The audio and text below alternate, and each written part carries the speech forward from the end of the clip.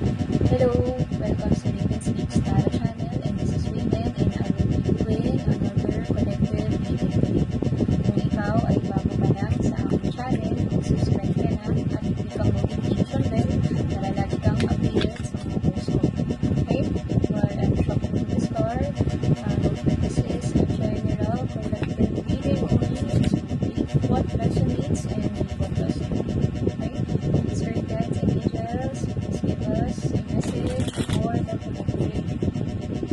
Spirit guides and angels, please give us a message for the collective reading only. Spirit guides and angels, please give us a message for the collective reading only. So, hence, there is a strong magnetic attraction here.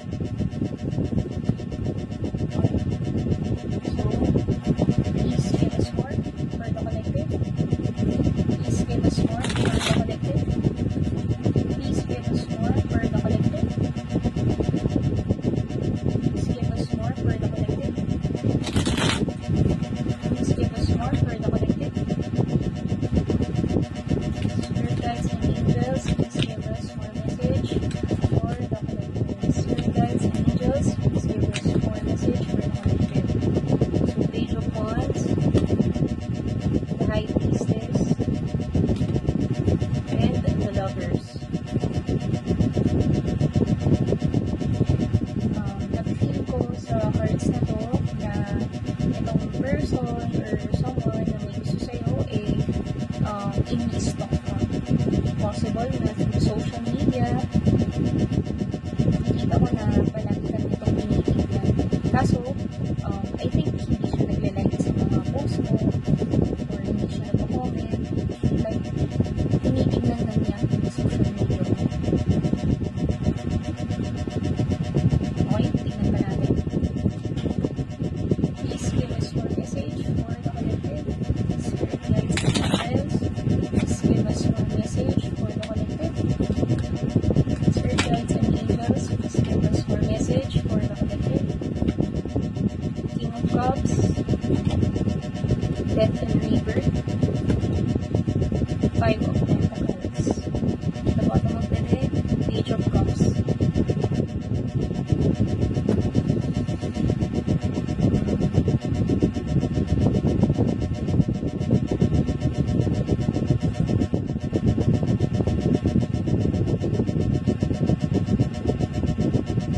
I think itong taong to gusto ka nang kausapin. Malungkot siya ngayon. I think there is a separation between you. So, sa ngayon, ang mga nagagawa lang niya is i-stalk ka sa social media. I don't know kung ano yung napag-awayan mo or what. However, sa tingin ko, nagulungkot yung tao to. Nagulungkot.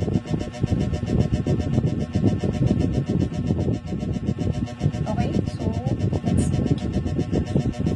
ask the hidden truth about this person. Let us ask the hidden truth.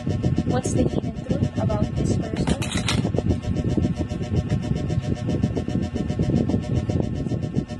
Let's ask. Okay, ang daming lumabas na card.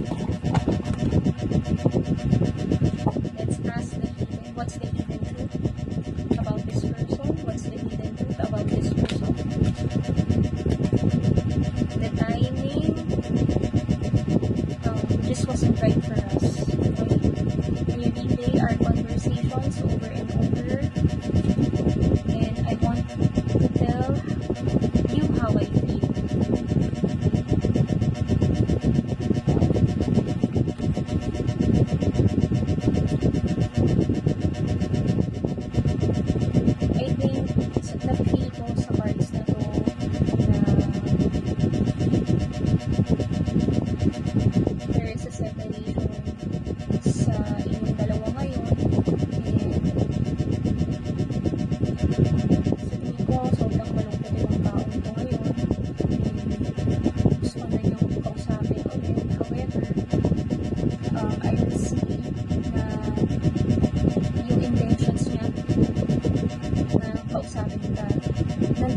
nandun yung intentions niya. However, yung action, hindi ko nakikita sa cards na to.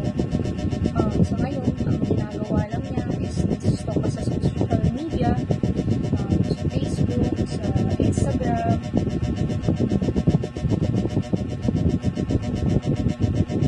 Nakikita ko sa person na to, nire-recall niya or nire-reminis niya yung mga times na magkasama kayo. And kapag magkasama kayo, andun, sobrang saya, nakikinig kayo sa isa't isa.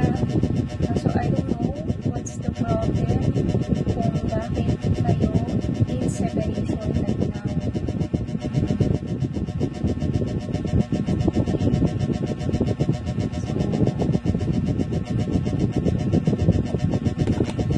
Let's ask more about the person's feelings and intentions.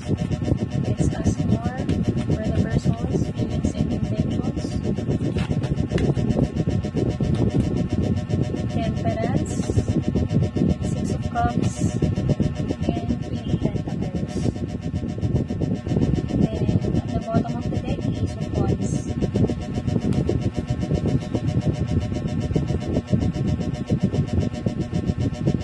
I feel that this person really misses you. Yung mga times nyo together, mga dates, mga activities na ginagawa nyo both. Gusto niya nang bumalik ulit yung relationship nyo sa dati. However, sa ngayon, I don't see any actions from the heart. Kumbaga, kung sa break-up sa inyong dalawa, andun pa lang siya sa nag-grieve pa lang siya.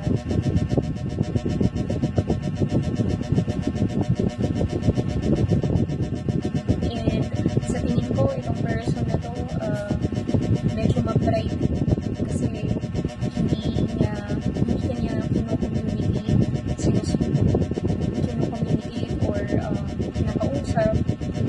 All he's doing or she's doing is stalking.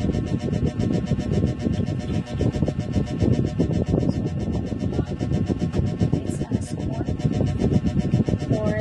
from the Island Time Wellness. Please give us a message or for the collective. Please give us a message for the collective. Please give us a message for the collective. Hands of cards. Take a chance. This being strategic. Options. Not showing hand. Gambling. Photograph. Looking at your photos. Missing you. Nostalgia. Making memories. Another one. Love call. Someone expresses love. A message of love. Thinking of you. Letting you know. Okay. So, at the bottom of the deck, runner in a codependent relationship, fear of intimacy, listening, ego.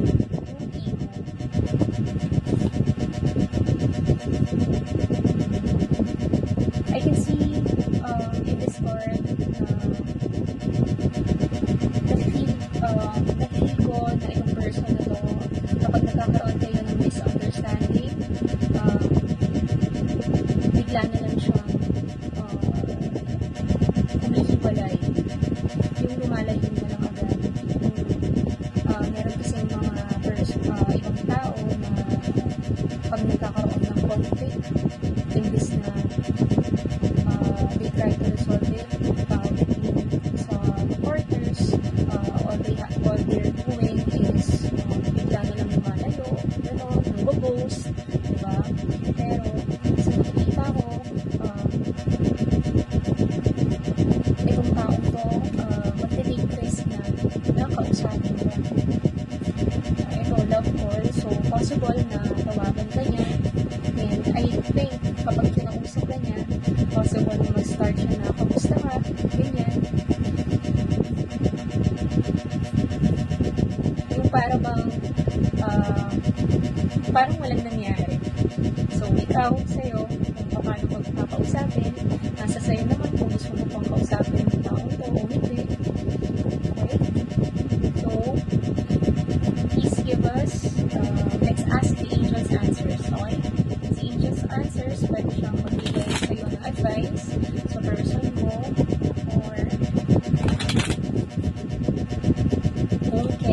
possible kung kailan kayo ulit mag-usap. Andito na yung intentions ng person mo. I think he or she will take a risk na nakausapin ka. Pwede ka niyang tawagan or i-text. Kasi miss na miss ka na ng tao. Kaso, yun na, there is a possibility na kapag pinausap ka na to, casual lang, like, hello, gusto na, ikaw, it's up to you kung kakausapin mo ba yung tao to or hindi na, okay? So, Angel's Answers, please give us a message for the collective. Angel's Answers, please give us a message for the collective. Okay, perfect timing. No need to worry. In the near future, remain positive at the bottom of the deck.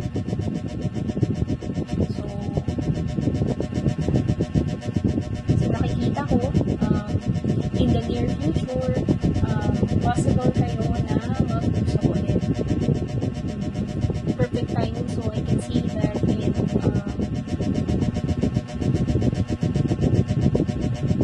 sa tamang panahon, okay? Sa tamang panahon, kapag okay na lahat,